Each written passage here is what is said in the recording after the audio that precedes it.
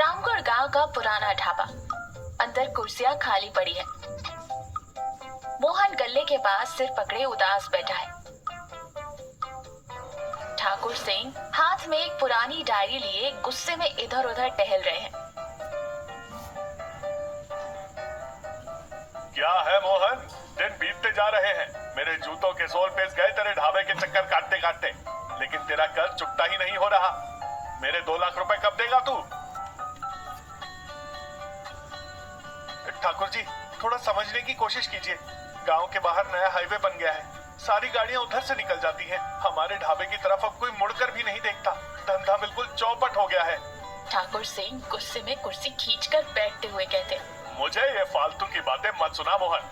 मैं कोई अनाथालय या धर्मशाला नहीं चला रहा हूँ, ब्याज का धंधा करता हूँ। अब और मोहलत नहीं मिलेगी तुझे। कल शाम तक मेरे पैसे मेरी टेबल पर होने चाहिए, वरना इस ढाबे के कागज मेरे नाम कर दे। बात खत्म। तभी राधा रसोई से 2 कप गरम चाय लेकर आती है। वो बड़ी शांति से ठाकुर सिंह को एक चाय का ग्लास देती है। शांत हो जाइए ठाकुर जी, आपके पैसे कहीं नहीं जाएंगे। कल रात तक आपका सारा कर्ज हम चुका देंगे। आप चाय पीजिए। क्या पागलों जैसी बात कर रही है राधा? हमारे पास फूटी कौड़ी भी नहीं है। कल रात तक 2 लाख कहाँ से लाएंगे? आप चुप रहिए ठाकुर जी। हाईवे से गुजरने वाले लोग खुद ब्रेक मारकर हमारे ढाबे पर आए। इसके लिए हम एक बहुत बड़ा प्लान बना रहे हैं। कल रात को हम अपने ढाबे के सामने जायंट तवा आलू फ्राई लगा रहे हैं। क्या जायंट तवा? ये कौन सी नई आफत है? हाँ जी, 8 फुट का एक बहुत बड़ा लोहे का तवा। उसमें हम एक साथ 100 किलो आलू फ्राई करेंगे। उसकी कड़कती हुई खुशबू और धुआं देखकर आसपास के 5 गांव के लोगों और हाईवे वालों का यहाँ आना पक्का है। तब आपका सारा कर्ज चुकता कर देंगे। चलो ये भी देख लेते हैं। कल रात को आऊंगा मैं। अगर पैसे नहीं मिले तो इस ढाबे की चाबियां मेरी जेब में होंगी और तुम दोनों सड़क पर, याद रखना। और फिर गुस्से में बड़बड़ाते हुए चले जाते हैं। दूसरा दिन, ढाबे के पीछे एक बड़े पेड़ के नीचे 100 किलो आलू की बोरी जमीन पर पड़ी है। बबलू एक छोटा सा चाकू लिए रोनी सूरत बनाकर आलू छील रहा है। उसके चारों तरफ छिलकों का एक बड़ा पहाड़ बन चुका है। सुबह 6 बजे से लगा हुआ हूँ। ये आलू काट काट कर मेरी उंगलियां खुद उबले आलू जैसी हो गई हैं। कोई मुझे भी फ्राई कर दो यार। इन मालिक को क्या हो गया है रातों रात? 10 लोगों का काम मेरे अकेले के सिर पर फोड़ दिया। तभी मोहन एक बहुत बड़ा 8 फुट का भारी लोहे का तवा बड़ी मुश्किल से खींचते हुए लाता है। वो पसीने से तरबतर है और बुरी तरह हाँप रहा है। अरे बबलू, चुपचाप छीलने का काम कर, बकबक मत कर। ये बड़ा तवा हमारी किस्मत बदलने वाला है। कल से हमारी सारी परेशानियां दूर हो जाएंगी। वो तो ठीक है मालिक, पर इतना बड़ा तवा तो ले आए। अब इसमें 100 किलो आलू किस चम्मच से चलाएंगे? क्या जेसीबी मशीन किराए पर बुला रहे हैं आप? राधा एक छोटा पुराना लकड़ी का डिब्बा लेकर वहाँ पहुँचती है। जेसीबी की कोई जरूरत नहीं है बबलू। वो कोने में मिट्टी खोदने वाला एक फावड़ा रखा है ना, उसे अच्छे से धोकर और घिस कर साफ कर लो। उसी से चलाएंगे हम आलू। क्या मिट्टी खोदने वाले फावड़े से खाना बनाएंगे? हे भगवान, मैं यहाँ का बावर्ची हूँ या कोई मजदूर? ये देखा आपने, हमारे दादाजी का पुराना मसालों का डिब्बा। उन्होंने इसी सीक्रेट मसाले से कभी इस ढाबे को इतना मशहूर किया था कि लोग दूर दूर से आते थे। आज ये मसाला फिर से अपना जादू दिखाएगा।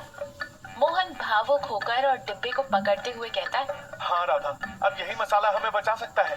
ढाबे के सामने एक बहुत बड़ा ईंटों का चूल्हा जलाया गया है। उसके ऊपर वो 8 फुट का विशाल तवा रखा है। तवे में 20 लीटर तेल बुरी तरह से खौल रहा है। माहौल बहुत गर्म और टेंशन वाला है। मोहन ने दादाजी का मसाला डाल दिया है, जिससे पूरे इलाके में बहुत ही गजब की खुशबू आ रही है। बबलू हाथ में बड़ा भारी फावड़ा लिए पूरी ताकत लगाकर आलू चला रहा है। भैया, खुशबू तो एकदम गजब की आ रही है, लेकिन इस फावड़े से खाना बनाने में मेरी कमर टूट रही है। थोड़ी हिम्मत रख बबलू, देख लोगों की भीड़ आनी शुरू हो गई। बबलू काम जल्दी खत्म करने की हड़बड़ी में चूल्हे के अंदर एक साथ बहुत सारी सूखी लकड़ियां ठूस देता है। अचानक आग बहुत तेज होती है। तवा एकदम लाल होने लगता है। अरे ये क्या किया?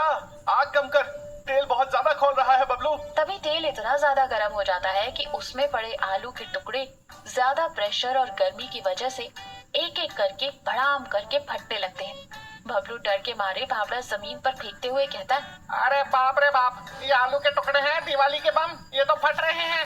गर्मा गर्म मसालेदार आलू के टुकड़े हवा में रॉकेट की तरह उड़कर पूरे ढाबे में हर तरफ गिरने लगते हैं। बबलू पास ही पड़ी एक स्टील की बाल्टी को हेलमेट की तरह सिर पर पहन लेता है। राधा और मोहन भी डर कर जान बचाने के लिए गल्ले वाले काउंटर के पीछे छुप जाते हैं।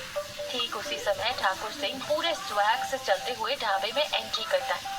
उसके हाथ में हिसाब की किताब है। कहाँ छिपकर बैठा है मोहन? तेरा टाइम खत्म हो गया, ला मेरे पैसे। हवा में उड़ता हुआ एक गर्मा गर्म करारा मसालेदार आलू का टुकड़ा सीधा आकर ठाकुर सिंह की शर्ट के ऊपर वाली जेब में गिरता है। और बाप रे, जल गया। ये क्या है? क्या मुझ पर मिसाइल से हमला कर रहे हो तुम लोग? वो घबराहट में अपनी जेब से वो आलू का टुकड़ा निकालने की कोशिश करता है, लेकिन गलती से वो टुकड़ा उछलकर उसके मुंह में गिर जाता है। वो अनजाने में उसे चबा लेता है। अचानक ठाकुर सिंह एकदम शांत हो जाता है। उसकी आंखें बड़ी हो जाती हैं और मोहन काउंटर के पीछे से डर के मारे उसे घूर रहे हैं।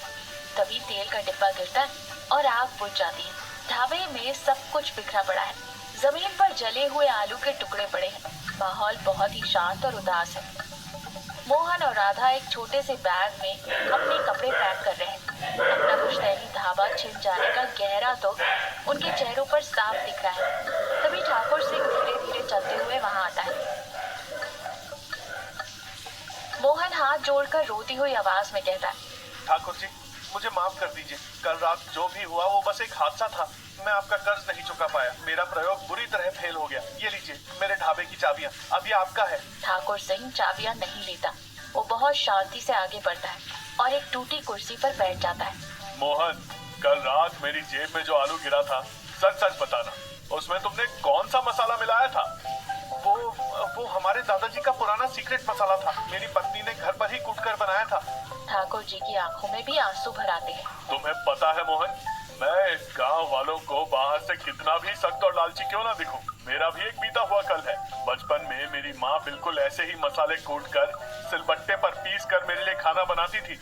माँ को गुजरे आज 30 साल हो गए हैं। मुझे लगा था कि मैं वो स्वाद, वो अपनापन हमेशा के लिए भूल चुका हूँ, लेकिन कल रात उस एक आलू के टुकड़े ने मुझे फिर से मेरी माँ की याद दिला दी। बिल्कुल वही स्वाद, वही खुशबू, वही प्यार। मोहन और राधा हैरानी से एक दूसरे का चेहरा देखते हैं। ये ढाबा कहीं नहीं जाएगा मोहन। यहाँ पैसों के धंधे से ज्यादा इंसानों की यादें और भावनाएं जुड़ी हुई हैं। तुम्हारा कर्ज चुकाने के लिए मैं तुम्हें 1 साल की मोहलत और देता हूँ। जी लगाकर मेहनत करो। आपका बहुत बहुत शुक्रिया ठाकुर जी, आपने हमारी जान बचा ली। लेकिन मेरी एक छोटी सी शर्त है। हर रविवार को मैं यहाँ दोपहर को खाने आऊंगा। मुझे उसी मसाले वाला आलू फ्राई चाहिए, लेकिन कल की तरह हवा में उड़ता हुआ मसाले वाला आलू नहीं। इज्जत से प्लेट में रखकर लाना, समझे? अरे ठाकुर जी, आप बिल्कुल टेंशन मत लीजिए। अगली बार मैं आलू के टुकड़ों को पहले से ही हेलमेट पहनाकर फ्राई करूंगा। मेरी गारंटी है, एक भी टुकड़ा हवा में नहीं उड़ेगा। बबलू की इस मासूम और बेवकूफी भरी बात को सुनकर ठाकुर सिंह, मोहन और राधा सब लोग जोर जोर से और दिल से हंस पड़ते हैं।